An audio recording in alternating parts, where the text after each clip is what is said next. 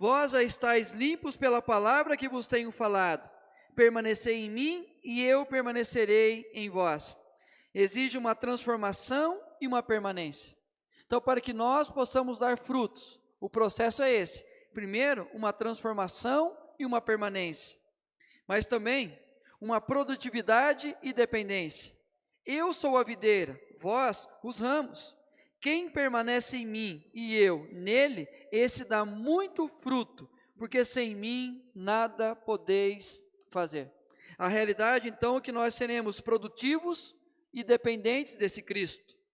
Mas ele prossegue: nisto é glorificado meu Pai, em que deis muito fruto, e assim vos tornareis meus discípulos. Serviço e evidência. O fato que nós estamos servindo a Cristo, buscando a glória dele, e dessa forma, então, é evidente os frutos que vão nos acompanhar.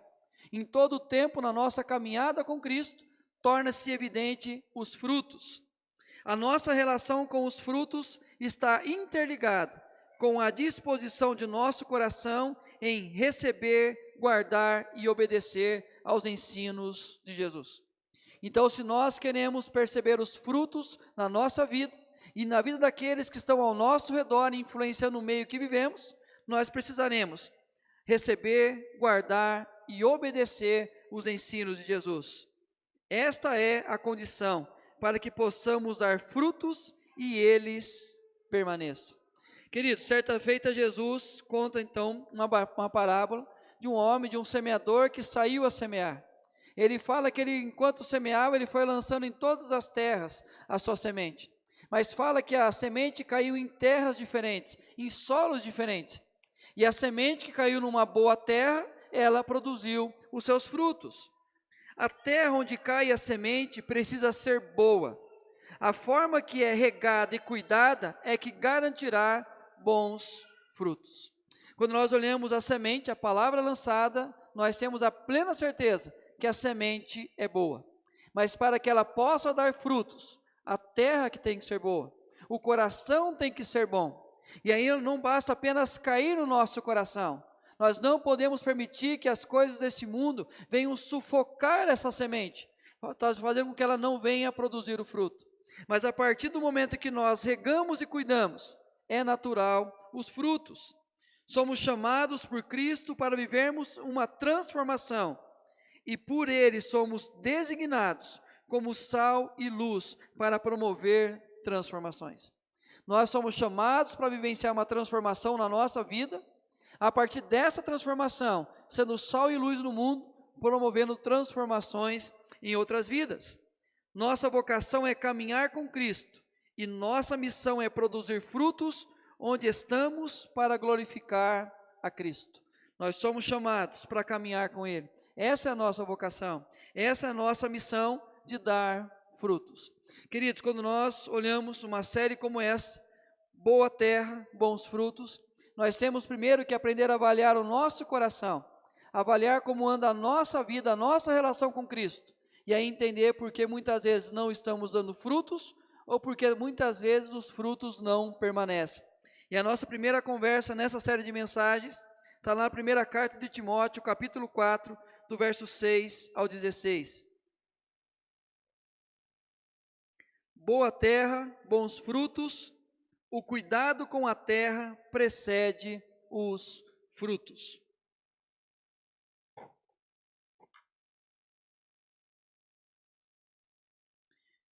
Diz assim: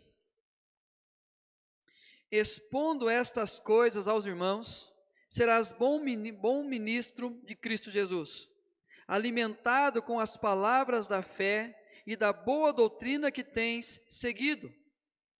Mas rejeita as fábulas profanas e de velhas caducas, exercita-te pessoalmente na piedade. Pois o exercício físico para pouco é proveitoso, mas a piedade para tudo é proveitosa, porque tem a promessa da vida que agora é e da que há de ser. Fiel é esta palavra e digna de inteira aceitação. Ora, é para esse fim que labutamos e nos esforçamos sobremodo, porquanto temos posto a nossa esperança no Deus vivo, Salvador de todos os homens, especialmente dos fiéis. Ordena e ensina estas coisas. Ninguém despreze a tua mocidade, pelo contrário, torna-te padrão dos fiéis na palavra, no procedimento, no amor, na fé, na pureza. Até a minha chegada, aplica-te à leitura, à exortação, ao ensino. Não te faças negligente para com o dom que há em ti, o qual te foi concedido mediante profecia, com a imposição das mãos do presbitério. Medita estas coisas e nelas sê diligente, para que o teu progresso a todos seja manifesto. Tem cuidado de ti mesmo e da doutrina.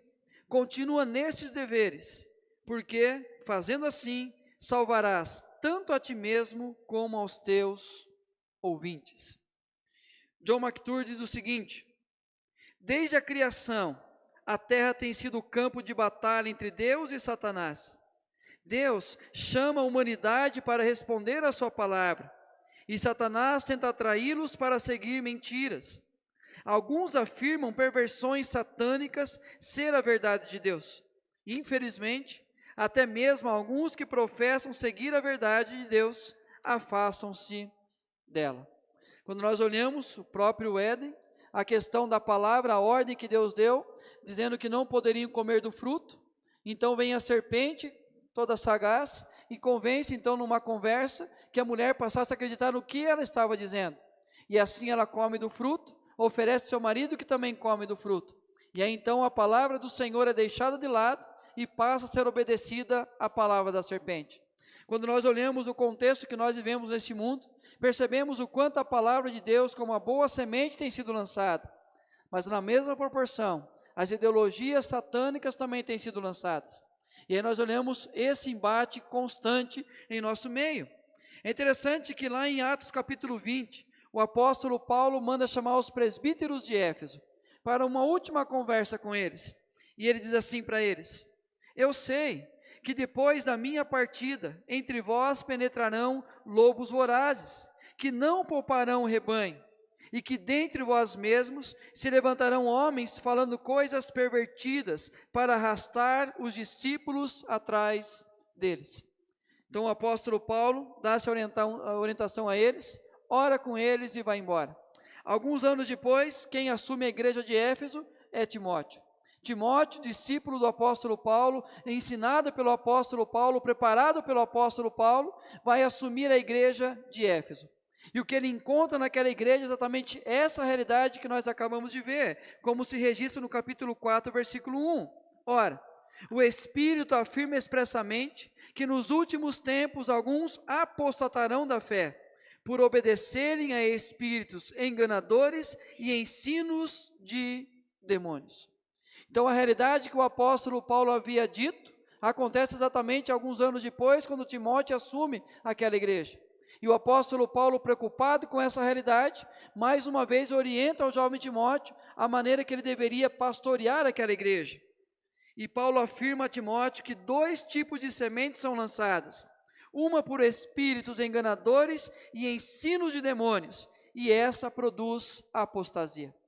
Diante da realidade dessa mensagem lançada, o que acontece como fruto? A apostasia. Mas também o apóstolo Paulo diz que uma outra firmada nas verdades eternas de Deus, as quais produzem fé e salvação.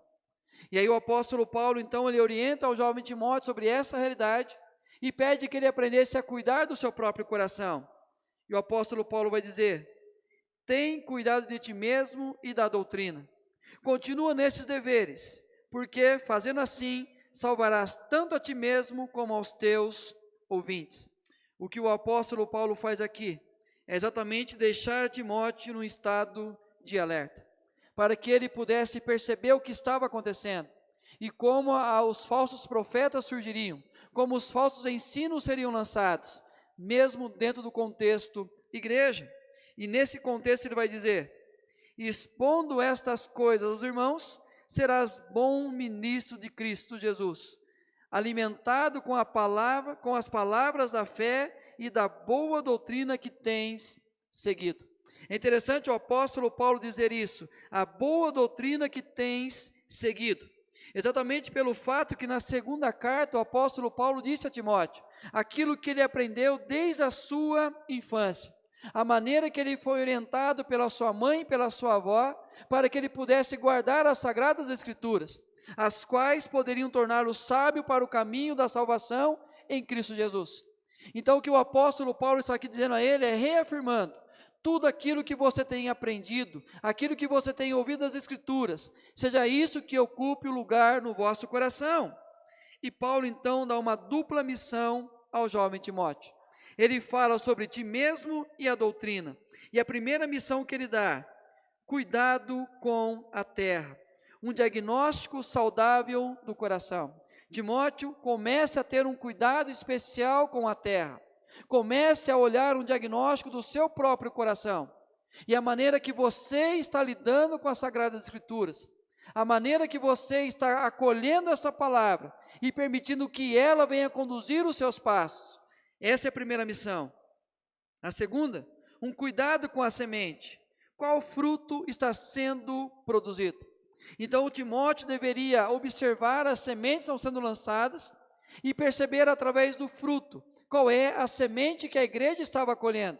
Se era aquela que trazia apostasia, o abandono da fé, ou era aquela que produzia a salvação.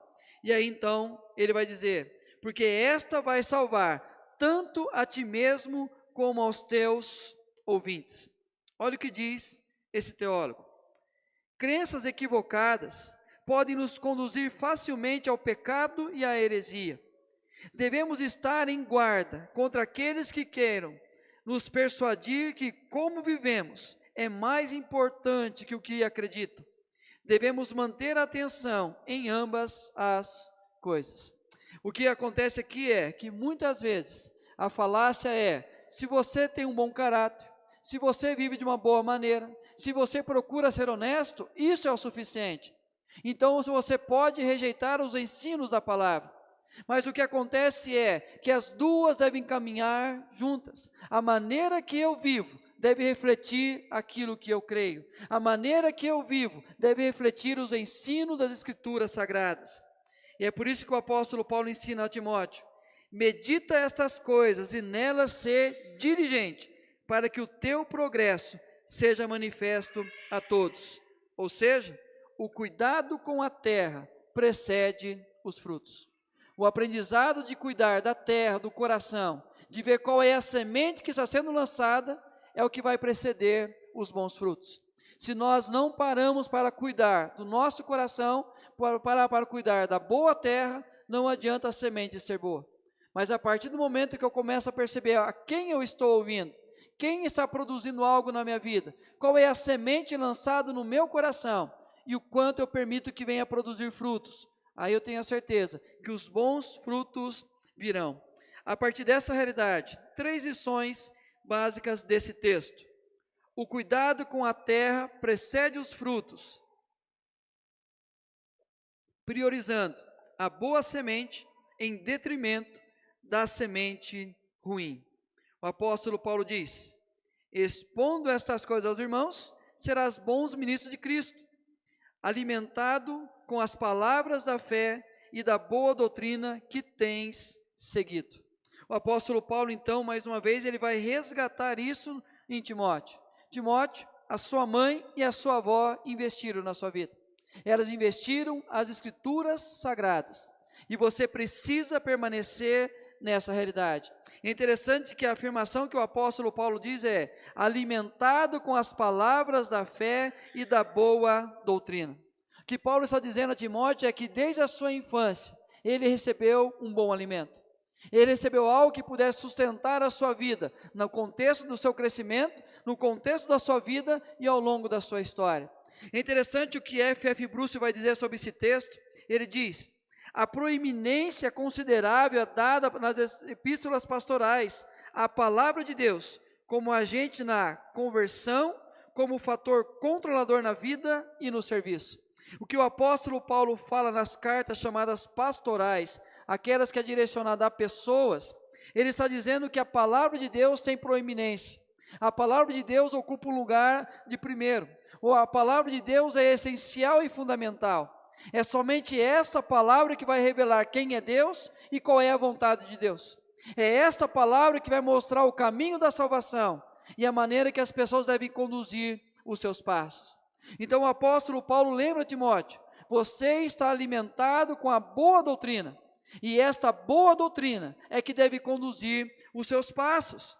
Mas ele prossegue dizendo, aqui, o uso do particípio presente em grego lembra Timóteo de que, embora ele as tenha seguido no passado, ele ainda precisa nutrir a sua alma constantemente com as verdades da fé e da boa doutrina. Não é algo circunstancial e passageiro, não é apenas uma fase da vida, não é apenas um momento, mas a ordem que o apóstolo Paulo dá aqui é algo contínuo, algo que ele precisa alimentar cada dia, para que ele possa continuar dando frutos. É como se o apóstolo Paulo estivesse dizendo para ele assim: Timóteo, você não pode simplesmente parar de almoçar, você precisa almoçar todos os dias, porque aquilo que você almoçou um mês atrás, já não tem diferença nenhuma no seu organismo, você precisa continuamente se alimentar, caso contrário você vai enfraquecer e você pode morrer. É essa a realidade que o apóstolo Paulo está dizendo a Timóteo: você precisa continuar se alimentando da boa doutrina, porque é isso que fortalecerá a sua fé. E aí o apóstolo Paulo dá um conselho para ele: rejeita as fábulas profanas e de velhas caducas, exercita-te pessoalmente na piedade. Queridos, o que o apóstolo Paulo está fazendo aqui é reconhecendo o perigo constante. Adverte o servo de Deus para que não se afunde em ensinos que, sem fundamento adequado, se mostram fúteis nos seus resultados. O que nós temos naquele contexto é exatamente ensinos que nos levam à apostasia, porque não tinham um fundamento sólido nas Escrituras. Quando nós trazemos para o nosso contexto, o nosso tempo, o que nós temos muitos púlpitos hoje é exatamente essa realidade. Uma palavra vazia, uma palavra que não se baseia nas Escrituras Sagradas, uma palavra apenas que traz questões psicológicas e emocionais, apenas para satisfazer um momento, uma circunstância, gerar emoções, mas que não criam raízes na nossa vida. E diante então da chuva e da tempestade, a nossa casa não é construída sobre a rocha, o que vai acontecer com ela? Ela vai cair. Então o apóstolo Paulo está alertando: cuidado com essas falácias, cuidado com essas falsas doutrinas, cuidado com essas fábulas profanas de velhas caducas, cuidado com aquilo que tem sido ensinado, que não tem fortalecido a sua fé. O que você faz com isso? Rejeita, para que você receba apenas a palavra de Deus. E ele diz qual é o perigo disso: e que dentre vós mesmos se levantarão homens falando coisas pervertidas, para arrastar os discípulos atrás deles. O que Paulo havia avisado aos presbíteros de Éfeso, mais uma vez ele traz ao jovem Timóteo. Porque acontece é que muitos discípulos serão arrastados atrás das falácias, atrás das fábulas, atrás das teorias de velhas caducas. Mas Paulo vai dizer: exercita-te pessoalmente na piedade. Diante da possibilidade em se alimentar da boa semente ou da semente ruim, o apóstolo Paulo afirma: medita estas coisas e nelas se diligente, para que o teu progresso a todos seja manifesto. O que Paulo está dizendo a Timóteo, diante da possibilidade das duas sementes sendo lançadas, ele diz: medita, guarda o que é a Escritura Sagrada, guarda aquela que vem de Deus, guarda aquilo que é orientado na palavra dele, guarda aquilo que a Bíblia está revelando como vontade de Deus, rejeita qualquer outra realidade, porque somente assim você vai alimentar o seu coração com a boa semente. Ora, o Espírito afirma expressamente que nos últimos tempos alguns apostatarão da fé, por obedecerem a espíritos enganadores e ensinos de demônios. Quando nós não cuidamos, nós não rejeitamos a semente ruim, nós simplesmente permitimos que ela entre no nosso coração, o fruto é apostasia. Mas tem cuidado de ti mesmo e da doutrina, Continue nesses deveres, porque fazendo assim, salvarás tanto a ti mesmo como aos teus ouvintes. Queridos, o primeiro passo, o cuidado com a terra precede os frutos, desde que nós aprendamos a priorizar a boa semente em detrimento da semente ruim. Mais uma segunda lição, priorizando a profundidade em detrimento da aparência. Ele diz: exercita-te pessoalmente na piedade, pois o exercício físico para pouco é proveitoso, mas a piedade para tudo é proveitosa, porque tem a promessa da vida que agora é e da que há de ser. Aqui cai por terra toda a teoria dos crossfiteiros. Qualquer convite que você me faça para academia, qualquer tipo de caminhada, corrida, biblicamente está dizendo, é pouco proveitoso, prioriza a oração. Então, quando você me convidar para qualquer tipo de exercício, fala assim, estou orando, não vou com você. Queridos, obviamente não é isso que o apóstolo Paulo está dizendo. O que o apóstolo Paulo está dizendo aqui são duas interpretações possíveis. Primeiro, o desempenho do atleta em si. Alguém então que está numa competição, alguém que precisa estar preparado, alguém que precisa desenvolver o seu físico, cuidar do seu físico. Mas também uma questão que acontecia no seu tempo, onde a prática do ascetismo era exatamente uma entrega corporal para tentar alcançar um benefício espiritual. Era uma tentativa de sacrificar o próprio corpo em troca de um benefício espiritual. Era uma tentativa constante e intensa de trazer sobre o corpo um sentimento de cansaço, um esgotamento, trazer um prejuízo grande no seu corpo físico para tentar aniquilar o material e tentar alcançar o espiritual.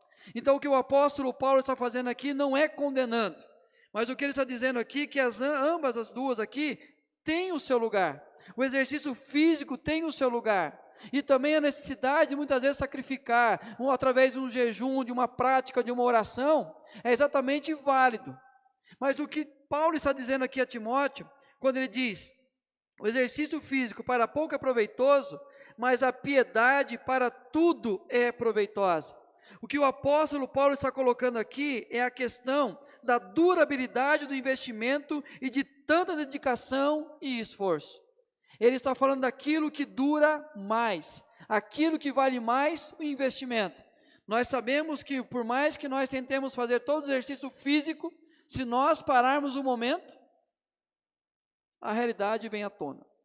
E aí então nós percebemos que todo o empenho, todo o sacrifício, ele é transitório, ele é passageiro. Mas todo investimento na nossa espiritualidade, na nossa relação com Deus, é uma promessa daquilo que é, da vida que é agora, como a vida que há de vir. Olha que Adam Clarke comenta sobre isso. Esses exercícios de ginástica, tão apreciados entre os gregos, valem pouco. Eles são de curta duração. Eles se referem apenas a esta vida e aos aplausos dos homens.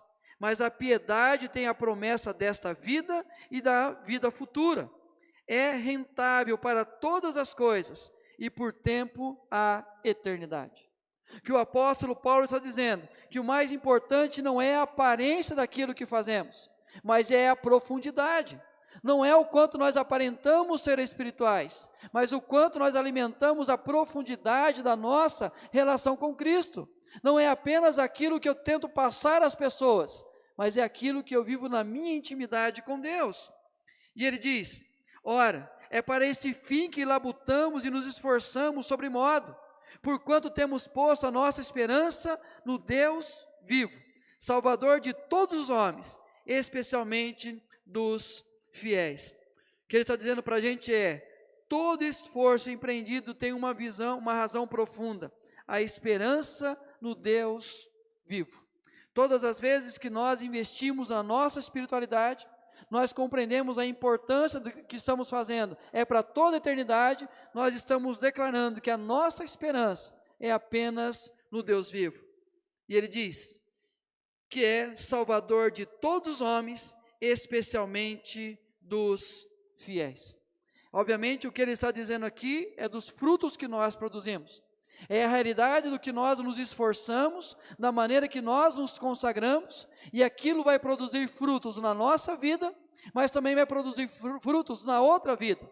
nas outras vidas. Não é uma questão da salvação apenas, não é apenas uma questão de entrega total a Jesus, mas a partir do momento que eu vivo num contexto, aonde eu vou mostrar a minha profundidade da relação com Cristo, as pessoas ao meu redor irão ser impactadas com isso, e o ambiente vai mudar, a realidade vai mudar, os bons valores, os conceitos irão surgir. Todas as pessoas recebem a misericórdia geral de Deus, e a maioria não tem senso de gratidão pelo que quer que seja, mas o homem só recebe a misericórdia salvadora de Deus quando convencido, se entrega totalmente a Cristo e com fé nele. O que o apóstolo Paulo está fazendo aqui é uma separação. Não são todas as pessoas que serão salvas. Não adianta nós colocarmos uma placa na entrada de Araraquara dizendo assim: Araraquara é do Senhor Jesus, e vamos ganhar Araraquara para o Senhor Jesus. Nós sabemos que não é assim, nós cremos que não é assim, mas a grande questão é, os valores do reino serão manifestos, os valores do reino poderão alcançar cada parte dessa cidade, os valores do reino poderão influenciar cada decisão numa escola, cada decisão no nosso trabalho, cada relacionamento que tem, mas para que isso aconteça, é preciso que a nossa profundidade seja algo constante, algo intenso, algo presente na nossa vida. Mas a partir do momento que nós iremos optar apenas pela aparência, nós não iremos produzir bons frutos. Paulo trata dos frutos que colhemos quando o nosso esforço é para a divulgação dos valores do reino de Deus. O que nós produzimos aqui é algo passageiro, mas também se transforma em algo eterno. Para quem conhece o pastor Ezequiel, sabe que há muitos anos atrás ele era o dentista, trabalhava com isso, e houve um questionamento no coração dele, se ele continuaria sendo dentista, ou se ele voltaria integralmente para o ministério. E ele fala que um dia, depois de tratar o dente de uma pessoa, de uma certa idade, e aquela pessoa toda alegre, com aquele dente bonito agora, ele volta para casa pensando, é passageiro, vai terminar, aquilo vai acabar. Um dia, todo aquele sorriso não existirá mais. Ele estava produzindo algo para o transitório. Mas a partir do momento do entendimento que na nossa vida com Deus, nós não criamos apenas algo para o transitório, nós produzimos frutos para a eternidade. Quando nós nos exercitamos fisicamente aqui, por mais que nós sejamos fortes, vai chegar um dia que nós seremos bem magrinhos, muito magrinhos. E aí, por isso que eu falo que eu não quero emagrecer, porque eu quero ficar mais tempo aqui, mais tempo a ser consumido. Esquece isso. Mas, queridos, o que o apóstolo Paulo está dizendo? Nós temos que investir na nossa espiritualidade, no nosso tempo com Deus, porque isso vai produzir frutos para a eternidade, na nossa vida, e provavelmente, possivelmente, na vida de outras pessoas, porque nós estaremos anunciando a elas Cristo Jesus. Mas por fim, o cuidado com a terra precede os frutos, priorizando a vocação em detrimento da opressão do mundo. Não te faças negligente para o dom que há em ti, o qual foi concedido mediante profecia, com a imposição das mãos do presbitério. Algumas considerações diante da opressão. Primeiro, a testificação do dom concedido. O que acontecia com Timóteo é que ele estava sendo oprimido pela própria igreja, porque não aceitava o fato que ele estava pastoreando uma igreja sendo jovem. Ali é uma cultura onde o mais velho tinha autoridade sobre o mais novo. Diante disso, a autoridade dele não era recebida pela igreja. Mas o apóstolo Paulo vai trazer alguns alertas para ele. Primeiro, a testificação do dom concedido. Não te faça negligente com o dom que há em ti.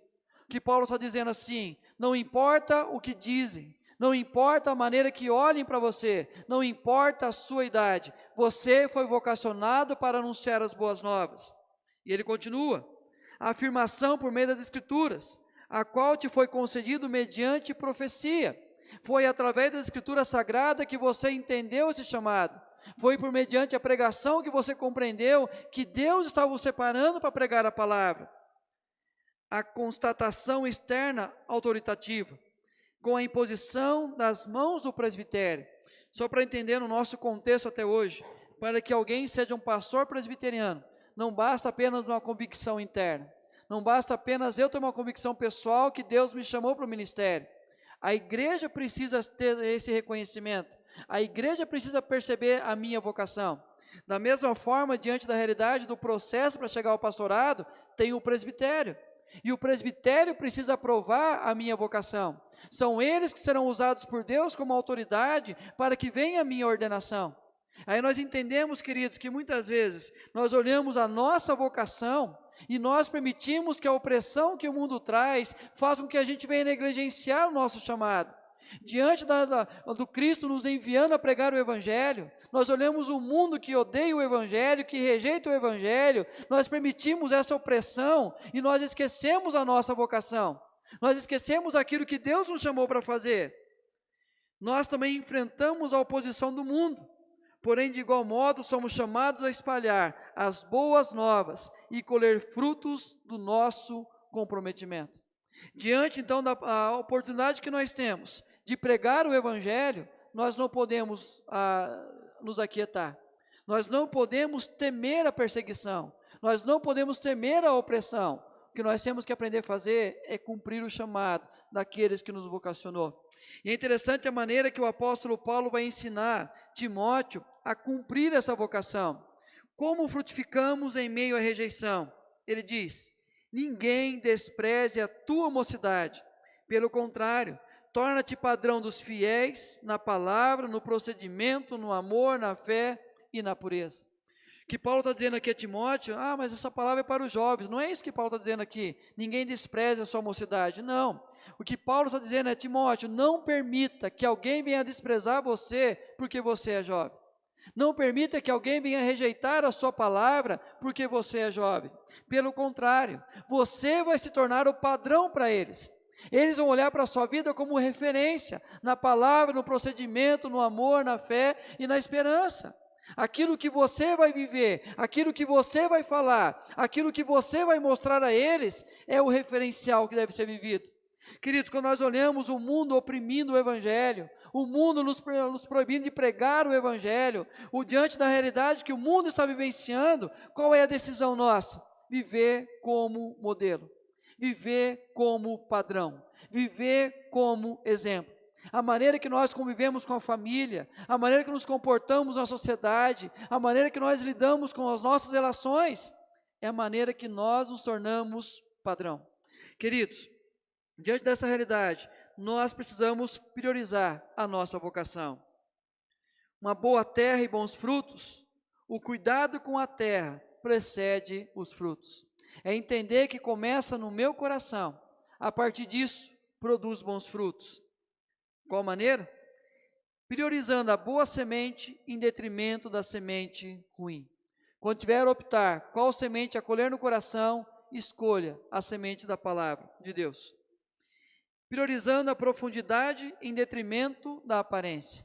O esforço físico não tem proveito prolongado, mas a nossa profundidade da relação com Cristo pode influenciar a nossa vida aqui e a nossa eternidade. Priorizando a vocação em detrimento da oposição do mundo. Mesmo que as pessoas não queiram ouvir, que sejamos o padrão, que sejamos o modelo. É interessante que o apóstolo Paulo diz a Timóteo: até a minha chegada, aplica-te à leitura, à exortação e ao ensino. O que Paulo está dizendo assim: eu vou visitar vocês, mas o que eu quero que você faça é a leitura pública da palavra. Comece a ler para eles, o que diz as Escrituras. Começa a ensiná-los, começa a exortá-los, começa a mostrar qual é a vontade. E também, tem cuidado de ti mesmo e da doutrina. Continua nesses deveres, porque fazendo assim, salvarás tanto a ti mesmo como aos teus ouvintes. O que Paulo está dizendo para a gente é: não pare de cuidar da doutrina. Não pare de cuidar dos bons ensinos. Continue ensinando as pessoas. Continue fazendo leituras da palavra.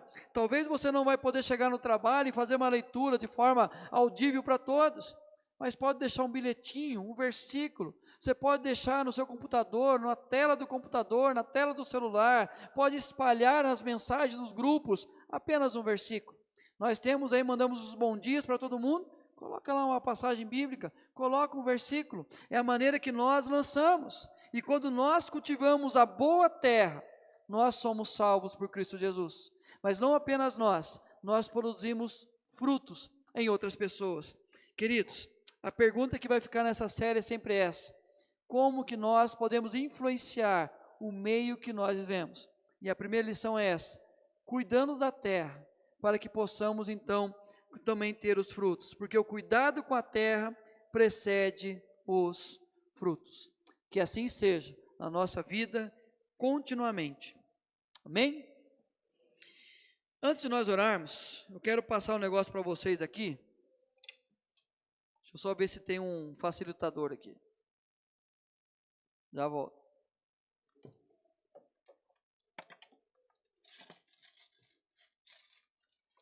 Ver se funciona ainda.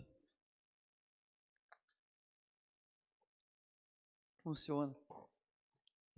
Queridos, Deus tem abençoado a nossa igreja, Deus tem sido gracioso para conosco, isso nos tem feito, nos dado a possibilidade de sonhar um pouco mais. O projeto do ano era a gente mexer no som da igreja, graças a Deus o som está todo aqui, está lá tudo novo, e agora nós temos um desafio um pouquinho maior, que é exatamente mexer na casa pastoral para que possamos ter uma casa melhor estruturada e ter um salão social para a igreja. Então é uma divisão da casa pastoral para que a gente tenha um salão onde possa fazer as programações, o trabalho com as crianças, o cafezinho depois do culto. Então é preciso ter um espaço. E o que eu vou mostrar para vocês aqui rapidamente é um projeto, uma planta baixa, isso. O Leandro desenhou para a gente aqui para que se torne mais visível para nós o que a gente está pensando. Então, nós temos ali o que é hoje, a maneira que é hoje a casa pastoral. Você está aqui, ó. Tá vendo? Você está aqui, aí você está entrando na minha casa ali, ó. Sai aquela porta, você entra na porta de casa. Você entrou por aqui. Aqui tem uma passagem, uma salinha pequena e uma sala aqui, então é uma sala tipo um L, e aqui é o quarto hoje da Rebeca. Bagunçado, aqui é o quarto da Rebeca. Aqui é a garagem. Então você entrou por ali, lá de cá tem a sala e o quarto. Se você entrar por aqui, tem um corredor e a cozinha. E isso é o que é lá em casa hoje. E aqui uma portinha, o quarto do Davi, o quarto do casal e o banheiro do casal. E aqui uma sala no meio aqui, uma copa aqui. E lá fora uma área que é coberta, para quem é mais da antiga da igreja, onde era a igreja. E aqui uma área descoberta, que é o quintal da casa. Aqui é a cozinha atual da igreja, que é lá no fundo, então atual da igreja. Então, guarde aí, aqui entra uma sala, o quarto, corredorzinho, a sala aqui que é a copa, o corredor e a cozinha, 2 quartos, banheiro. Isso é a casa pastoral hoje. Qual que é o projeto aí? Aqui, continua entrando, você continua entrando aqui, só que aqui onde entra para o quarto vai ser fechado. Não vai ter mais a passagem para o quarto. E aí, aqui vai ser onde é a sala hoje, vai virar um outro quarto. Então você lembra? Opa, complicou. Aqui era uma sala, agora ela vai ser um quarto. Aqui continua o quarto da Rebeca, e aonde era a copa, vai virar um outro quarto do casal, que é a suíte. Esse banheiro já existe. O que vai ser feito? Fechado é esta parede. Hoje a nossa casa entra por aqui. Aqui vai fechado, colocar uma porta. Vai ficar um quarto aqui e a suíte. Esse vai ser o espaço dos quartos da casa. Esse banheiro já existe, vai construir só dentro da casa um banheiro junto com o outro. O que vai se construir aqui? Essa parede, aqui por uma janela, e esse banheiro dentro da casa. É a construção dentro da casa. E aqui, então, esse espaço que era da cozinha, vai ser fechado aqui, ó. Fechou aqui e fechou o corredor dos quartos. Lembra que tinha 2 quartos aqui e um banheiro. E aqui, então, vai virar o salão social da igreja. Esse espaço aqui. Aí a entrada da igreja, onde era o corredor e a cozinha, tudo vai virar um salão social. Aqui tem um quarto, que hoje é o nosso quarto do casal, e uma parede aqui que divide os dois, que é uma de gesso. Pode virar tudo isso um salão social. Aqui continua o banheiro e aqui a cozinha. Então, só para vocês entenderem, e lá fora vai continuar uma área descoberta, e na área coberta hoje vai levantar uma parede aqui e uma meia parede aqui. E aqui uma parede divisória, aquela balcãozinho americano, não sei como que é lá. Então uma parede inteira aqui e uma paredinha aqui. Aqui vai ficar a saída para o quintal e a janela.